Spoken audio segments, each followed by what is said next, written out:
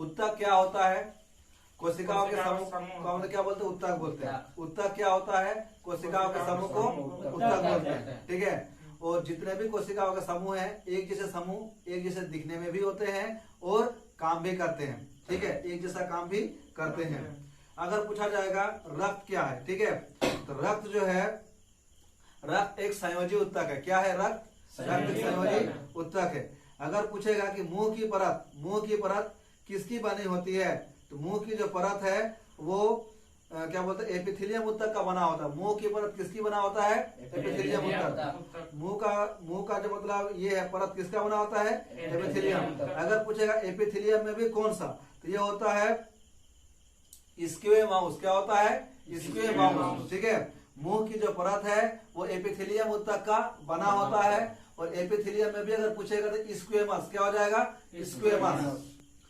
उसके बाद हमारे शरीर में कई अंग हैं, हमारे शरीर में कई अंग हैं, लेकिन सबसे बड़ा अंग अगर बोलेगा तो क्या है? त्वचा। क्या है? त्वचा। मतलब शरीर का सबसे बड़ा अंग का नाम क्या है? त्वचा। शरीर का सबसे बड़ा अंग का नाम क्या है? त्वचा। त्वचा के नीचे और आंतरिक अंगों के बीच, त्वचा के नीचे और आंतरिक अंगों के बीच कौन सा उत्तक बनता है? मतलब त्वचा के नीचे और आंतरिक अंगों के बीच कौन सा उत्तक बनता है? इसका आंसर होगा वसा उत्तक। कौन सा उत्तक होगा? वसा उत्तक। मतलब त्वचा के नीचे और आंतरिक अंगों के बीच वसा उत्तक बनता है। कौन सा उत्तक बनता है? वसा उत्तक। अगर पूछेगा कि संयोजी उत्तक का उदाहरण कौन है, तो संयोजी उत्तक का उदाहरण है हड्डी। क्या है? हड्डी। संयोजी उत्तक का उदाहरण कौन है? हड्डी है। ठीक है, संयोजी उत्तक का उदाहरण कौन है? हड्डी। अगर पूछेगा स्ट्रेटिफाइड स्क्वेमस एपिथेलियम किसमें मौजूद होता है? स्ट्रेटिफाइड स्क्वेमस एपिथेलियम किसमें मौजूद होता है? ये होता है त्वचा में। किसमें होता है? त्वचा में। क्या बोले? स्ट्रेटिफाइड स्क्वेमस एपिथेलियम किसमें मौजूद होता है? त्वचा में। किसमें मौजूद होता है? त्वचा में। कौन सा उत्तक में मैट्रिक्स होते हैं? कौन सा उत्तक में मैट्रिक्स होते हैं और कोशिकाएं मैट्रिक्स में सन्निहित होती है? कौन सा उत्तक में मैट्रिक्स होते हैं और कोशिकाएं मैट्रिक्स में सन्निहित होती है? तो इसका आंसर होगा संयोजी उत्तक। संयोजी उत्तक में मैट्रिक्स पाया जाता है। क्या पाया जाता है? मैट्रिक्स। कौन सा उत्तक में मैट्रिक्स होते हैं? तो क्या आंसर होगा? संयोजी उत्तक। जितने भी संयोजी उत्तक है उसमें क्या पाया जाता है? मैट्रिक्स। पेशी उत्तक कितने प्रकार के होते हैं? तो पेशी उत्तक 3 प्रकार के होते हैं। पेशी उत्तक कितने प्रकार के होते हैं? 3 प्रकार के होते हैं।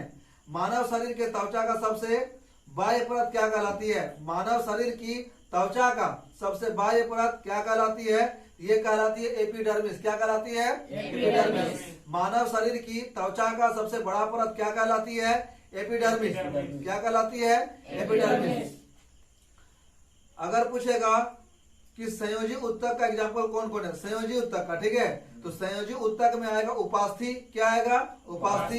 एक आएगा रक्त, एक आएगा अस्थि। क्या क्या बोले? उपास्थि, रक्त, अस्थि। ये किसके उदाहरण है? संयोजी उत्तक के। संयोजी उत्तक के उदाहरण कौन कौन है? उपास्थि, रक्त, अस्थि। उसके बाद स्क्वेमस एपिथेलियम उत्तक। स्क्वेमस एपिथेलियम उत्तक फेफड़ों के अलवेली और जानवरों के अन्य हिस्सों में पाया जाता है। स्क्वेमस एपिथेलियम उत्तक फेफड़ों के अलवेली और जानवरों के अन्य हिस्सों में पाया जाता है, जहां डैश संकुचन और विश्राम होता है। मतलब कौन सा जगह पे पाया जाता है? तो जहां अस्थायी संकुचन और विश्राम होता है। क्या बोले? जहां पर अस्थायी संकुचन और विश्राम होता है। मतलब जिस जगह पे अस्थायी संकुचन और विश्राम होगा वहीं पर स्क्वेमस एपिथेलियम उत्तक पाया जाएगा। किस प्रकार की कोशिका से त्वचा बनी होती है? किस प्रकार की कोशिका से त्वचा बनी होती है? तो ये हो जाएगा अधिचर्म कोशिका। अधिचर्म कोशिका से क्या बनी होती है? त्वचा। अधिचर्म कोशिका से क्या बनी होती है? त्वचा। अब कौन से उत्तक के प्रकार ग्रंथियां बनाते हैं? मतलब कौन सा उत्तक के प्रकार ग्रंथियां बनाते हैं? तो इसका आंसर होगा एपिथेलियल। क्या होगा? एपिथेलियल। मतलब जितने भी एपिथेलियल उत्तक हैं वो ग्रंथियां का निर्माण करते हैं। ग्रंथियों का निर्माण कौन सा उत्तक करते हैं? एपिथेलियल। जंतु कोशिकाओं में वृक्क यानी कि किडनी, जंतु कोशिकाओं में वृक्क को यांत्रिक समर्थन प्रदान करने के लिए जंतु कोशिकाओं में वृक्क को यांत्रिक समर्थन प्रदान करने के लिए डैश एपिथेलियम इसकी आंतरिक परत की निर्माण करता है। जंतु कोशिका में किडनी को यांत्रिक समर्थन प्रदान करने के लिए डैश एपिथेलियम इसकी आंतरिक परत के निर्माण करता है। इसका आंसर होगा आयत फलकी। क्या होगा? आयत फलकी। आयत फलकी एपिथेलियम ऊतक होता है। यह क्या करता है? जंतु कोशिकाओं में किडनी के आंतरिक परत का निर्माण करता है। इसका आंसर क्या होगा? आयत फलकी एपिथेलियम। आयत फलकी एपिथेलियम। हिस्टामिन। हिस्टामिन स्रावक कोशिकाएं डैश में पाई जाती है। हिस्टामिन स्रावक कोशिकाएं डैश में पाई जाती है। तो इसका आंसर होगा संयोजी ऊतक। मतलब हिस्टामिन किसमें पाई जाती है? संयोजी ऊतक में। हिस्टामिन किसमें पाई जाती है? संयोजी ऊतक में। अब आ जाओ एरियोलर ऊतक। एरियोलर ऊतक डैश के बीच एक पूरक ऊतक का काम करता है। एरियोलर ऊतक डैश के बीच एक पूरक ऊतक का काम करता है। तो ये काम करता है त्वचा और मांसपेशियों के बीच में। मतलब त्वचा और मांसपेशियों के बीच में एरियोलर ऊतक काम करता है। त्वचा और मांसपेशियों के बीच में कौन सा ऊतक काम करता है? एरियोलर ऊतक। एरियोलर ऊतक। ऊतक कौन सा ऊतक ग्रंथियों का निर्माण करते हैं? तो यहाँ पर आ जाएगा वाहिका ऊतक। कौन सा ऊतक? वाहिका ऊतक ग्रंथियों का निर्माण करते हैं। वाहिका ऊतक ग्रंथियों का निर्माण करते हैं। कौन सा ऊतक संवहन पुल बनाते हैं? कौन सा ऊतक संवहन पुल बनाते हैं? तो इसका आंसर होगा जाइलम और फ्लोएम। जाइलम और फ्लोएम। जाइलम और फ्लोएम ऊतक संवहन पुल बनाते हैं। फ्लोएम डैश के अतिरिक्त निम्नलिखित में से अन्य सभी से मिलकर बना है। मतलब फ्लोएम जो है किसके अतिरिक्त अन्य सभी से मिलकर बना है?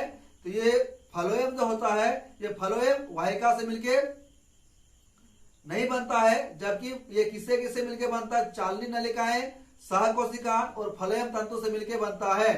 क्या क्या बोले? चालनी नलिकाएं, सहकोशिका और फ्लोएम तंतु, इनसे मिलकर क्या बनता है? फ्लोएम। फ्लोएम किससे किससे मिलकर बनता है? चालनी नलिका, सहकोशिका और फ्लोएम तंतु। कौन सा अस्थायी ऊतक एक पौधे को कठोर और मजबूत बनाता है? कौन सा अस्थायी ऊतक एक पौधे को कठोर और मजबूत बनाता है? इसका आंसर होगा स्क्लेरेनकाइमा। क्या होगा? स्क्लेरेनकाइमा। कौन सा अस्थायी ऊतक एक पौधे को कठोर और मजबूत बनाता है? इसका आंसर क्या होगा? स्क्लेरेनकाइमा। निम्नलिखित में से कौन सा पौधों की बाह्य त्वचा का कार्य नहीं है? मतलब बाह्य त्वचा का कार्य नहीं है। तो बाह्य त्वचा का कार्य नहीं है प्रकाश संश्लेषण करना। बाह्य त्वचा का कार्य कौन सा नहीं है? प्रकाश संश्लेषण करना। तो कौन कौन सा बाह्य त्वचा का कार्य है ये भी जान लेते हैं। सबसे पहला पौधों को संरक्षित रखना। पहला काम क्या है? पौधों को संरक्षित रखना। दूसरा काम है वाष्पोत्सर्जन को नियंत्रित करना। दूसरा काम क्या है? वाष्पोत्सर्जन को नियंत्रित करना। तीसरा काम है रोमों की सहायता से वायु की स्थिर रोधन परत तैयार करना। रोमों की सहायता से वायु की स्थिर रोधन परत तैयार करना। अब आते हैं अस्थायी ऊतकों के निर्माण के लिए। अस्थायी ऊतकों के निर्माण के लिए एक अस्थायी संरचना, आकार और क्रिया अपनाने की प्रक्रिया को क्या कहा जाता है? अस्थायी ऊतकों के निर्माण के लिए एक अस्थायी संरचना, आकार और क्रिया अपनाने की प्रक्रिया क्या कहा जाता है? इसका आंसर होगा विभेदन। क्या कहलाता है? विभेदन। मतलब अस्थायी ऊतकों के निर्माण के लिए जो एक अस्थायी संरचना होती है, आकार और उसका क्रिया जो अपनाने की जो मतलब प्रोसेस चलता है, उस प्रोसेस को हम लोग क्या बोलते हैं? विभेदन। क्या बोलते हैं? विभेदन। कौन सा ऊतक में जीवित कोशिका मतलब कौन सी ऊतक में कोशिकाएं जीवित, लंबी और कोनों पर अनियमित रूप से मोटी होती है? क्वेश्चन को फिर से सुना जाए। कौन सा ऊतक में कोशिकाएं जीवित, लंबी और कोनों पर अनियमित रूप से मोटी होती है? यानी कि वह जीवित होगी कोशिका, लंबी भी होगी और कोनों पर अनियमित लंबी भी होगी और मोटी भी होगी। इसका आंसर होगा कोलेनकाइमा। क्या होगा? कोलेनकाइमा। कोलेनकाइमा ऐसा ऊतक है जो जीवित रूप में पाया जाता है, ठीक है, और लंबी भी होती है और कोनों पर थोड़ा सा मोटी होती है, ठीक है। तो क्या आंसर होगा? कोलेनकाइमा।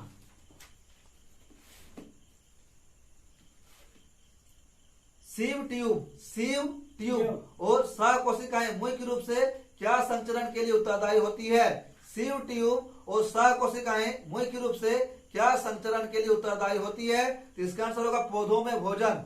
पौधों में भोजन यानी कि सिव ट्यूब और सह कोशिका जो है वो पौधों में भोजन जो संचरण करते हैं, आदान प्रदान, ठीक है, उसके लिए उत्तरदायी होती है। मतलब सिव ट्यूब और सह कोशिका का काम क्या है? पौधों में भोजन का संचरण करना। लिग्निन के जमाव के कारण दृढ़ उत्तक की कोशिका भित्ति क्या हो जाती है? मोटी। किसके जमाव के कारण दृढ़ उत्तक की कोशिका भित्ति मोटी होती है? आंसर होगा लिग्निन। क्या होगा? लिग्निन। लिग्निन के जमाव के कारण दृढ़ उत्तक की कोशिका भित्ति मोटी हो जाती है।